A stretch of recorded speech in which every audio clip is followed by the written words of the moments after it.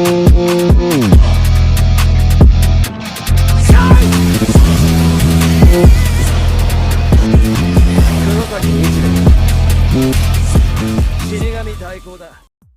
up, YouTubers? It's your boy Spectro here, and today I want to talk about some anime games. And obviously the real question I have for you guys right now is, what would you like to see from an anime crossover game? When I say anime crossover game, I mean like a new one. Like, if they were to do a new crossover game like Jump Force or J Stars or any other mobile games, crossover games that got on mobile, and what would you like to see from that? Like, what kind of game would you like to see? And today I want to talk about what sort of game I would like to see. And some of you may think, why would I choose what I choose? And I choose for the next big anime crossover game to be something like Xenoverse. Alright, honestly, you may be like, Xenoverse, and I know what you're thinking, like, why would you choose Xenoverse? I choose Xenoverse because obviously Jump Force could have worked if he just went the Xenoverse route, and I'm pretty sure I'm not the first person to say this.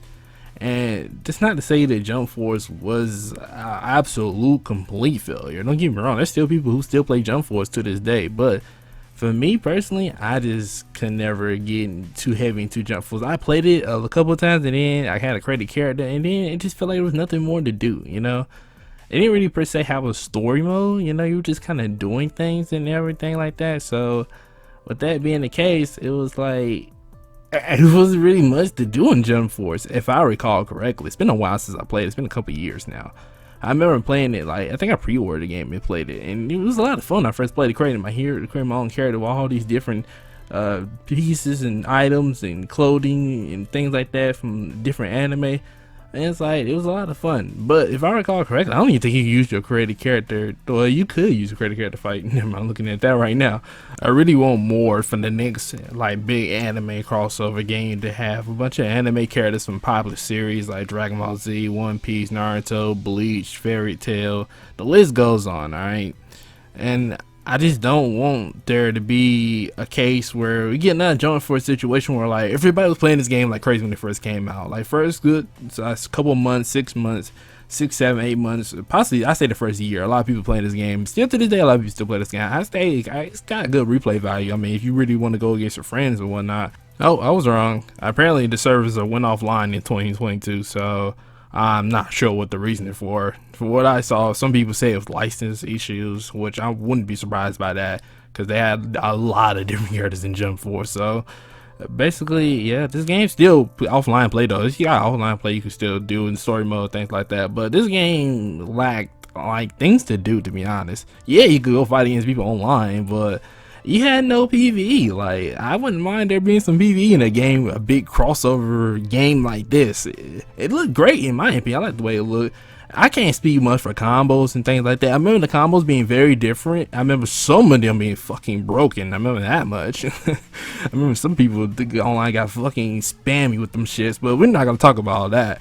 Just to get back to the subject at hand, the next anime crossover game, when I say Xenoverse, I mean Xenoverse 2, and I want to see them like kind of adopt basically the whole PvE system they got going on. Basically, you know how you could do parallel quests, you know, you have your own characters and you do your own skills, and also teachers, you know, a master system where you can go learn from different teachers. I wouldn't mind them adding that into basically a big open world game for just anime crossover game like this. You know, I just love to see that happen, because I feel like, can you imagine being able to learn from someone like Dio, learning how to use a stand and learning different abilities, and then eventually getting the ultimate ability, you end up getting the world or something like that. I don't think Dio's is called the world. I think it's called something else. But anyways, I may be thinking about it wrong. But seriously though, this game, it can have a lot of potential. Like, it can have so much potential for what you can do in the future and create the characters. All right.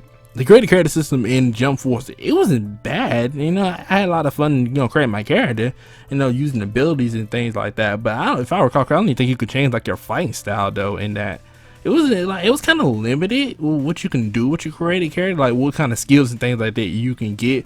And I didn't play the story mode all the way through because, well, for one, I did play it, but I realized you get nothing from playing the story mode, for one thing. Like, if it was some kind of unique ability or something like that you got from playing the story mode, at least I don't recall there being anything you got from playing the story mode. Maybe you did get something from playing it. I've been playing it halfway through, and it just I didn't really recall anything else, get anything from it while playing it. So I quit playing it because it was like, oh, okay, I'm not getting anything from the story. So what's the point?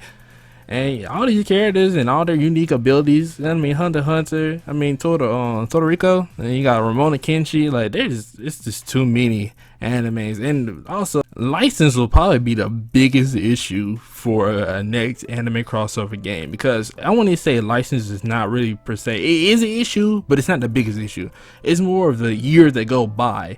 You know, if the game isn't consistently very popular through the years, then I highly doubt Bandai want to keep, you know, buying them licenses and keep them licenses, renewing them, and to keep using the characters in the game, because of course, you know, they gonna want them anime production companies gonna want their money, you know, they want their green. All right, you're not gonna use their most popular characters inside of an anime game, big crossover game. Think they're not gonna get their green? They're gonna get their green. All right, that's just what it is.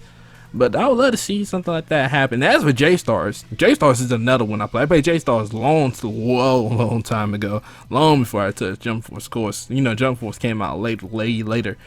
And as for J-Stars, J-Stars was a great game. I actually enjoyed J-Stars more than I did Jump Force to some degree. Alright, I enjoy J-Stars roster a lot more. J-Stars had a lot more various characters, and you know, just a lot of more different characters. But there were a lot of characters that J-Star lacked, because of course those characters did not exist at the time. You know, My Hero, Black Clover, stuff like that. Those characters weren't really, no, animes weren't even out then. So there was a lot of characters like that weren't introduced into J-Stars. And J-Stars was a very fun game, but the lock-on system in J-Stars was so bad. Like, trying to find your opponent. If you ever play J-Star Vidiversus and you play in the online match, you would know that trying to find your opponent is such a pain, because the way it is, it definitely puts you in mind of Final Fantasy Dissidia. And it's actually, I want to say, it's actually that's a type of, I think it's like a type of game too, you call that. And those little big open games where you're just fighting, you're all in the big open area, and you go chase your opponent down and have to fight them and shit. I fucking hate it. God damn it. I hate it because I love the Dissidia game that was on PSP, and that also had a system like that, and that was really fun. But I can't stand that system when it doesn't have a good lock-on system, because when your camera's switching around a place and you're trying to find your opponent, your camera can't keep up with it. That's a good easy way for you to get blindsided. Very easy. Like, very, very easy. But for the most part, it was all fun. Alright, I didn't really take it too much serious when I was playing J-Stars. Really, I was just very obsessed with playing with some of my favorite characters, like Alan Walker from the Grave Man. I was really wish he was in I keep saying J-Stars and Jump Force. I keep want to get those two mixed up. I really wish he was in Jump Force, but they probably couldn't get the license for him. There was a lot of characters that was in J-Stars that didn't make it into Jump Force. Well, yeah, it was quite a few. But they got a lot of different characters and different varieties, so I'm not really complaining too much about it. Jump Force overall was never the terrible game that everyone made it out to be. Alright, the game had its faults, but by no means was it the worst game. In fact, I want to say it might have been if I recall correctly, it probably was the best seller. Well, one of the Bandai Namco's best selling games, because I remember at the time, so many people so hyped when they saw Jump Force. Jump Force has so much potential to be something great. It was just the execution of it, honestly. The created characters was a very, very great idea, but they should have definitely went with the Xenoverse route with it. You know, having PvE missions, have you earn them, have people you can, like, teachers and things like that you can learn from. It's like, for example, you got Light. Light was the character that you couldn't play as in Jump Force, but, you know, he was in Jump Force. But he could have served as a great, like, teacher. He could have gave you some abilities or something like that. He could have gave you, like, an ability with a Death Note or something like that. You know, that could have been a thing, but that just wasn't really a thing inside of a Jump Force. And J-Stars, I don't even know what J-Stars had a story mode. I don't even think they had a story mode at all. I think that was just a straight up versus game. All the characters was already there when you bought the game. At least I remember it being like that. And it was still a lot of fun though. And it was a lot of fun to play both games. There was another game as well, but another anime crossover game I played as well. And it's like it was a game on PS3. It was another anime crossover game. They didn't have they didn't have the Shonen Jump characters though. It was a whole different set of characters. I don't know. I can't remember the name of it right now, but anyways, for the most part, if I had to be honest, I would love to see some Xenoverse with unique combos for every character. Now, I don't want no generic combos. I want to have some unique fighting styles for every character. So they're going to take a lot of Xenoverse inspiration for the next anime crossover game, and that's for the fighting styles. I probably want them to be kind of unique and different. So I feel like the anime game that does that pretty well. I feel like Fighter Z does that pretty well. They get each character had their own fighting style, and they, they fight their own way. They don't really all look too the same. They all don't look too the same. Now I ain't say everybody, but most of them look pretty unique, and they all have their own fighting style. And I feel like it should definitely be the case with the characters like these, because they all come from different series and different worlds, different rules to their abilities. So I feel like there should be a lot more. And PvE's got to be a thing, all right? And the teacher and student thing, they should add that. That should definitely be a thing in the next game. And also, soundtracks, all right? Get some of them openings in there, man. I know it might cost you some money, but come on, that's be worth it, man. Can you imagine if Bluebird from Naruto was inside anime crossover game? Absolute heat. That's fire. I'm thinking about it right now. I don't know. You guys tell me that comment section below. What kind of game genre would you like to see from the next anime crossover game if there ever was to be made? Tell me that comment section below. Like the video, dislike the video. See ya.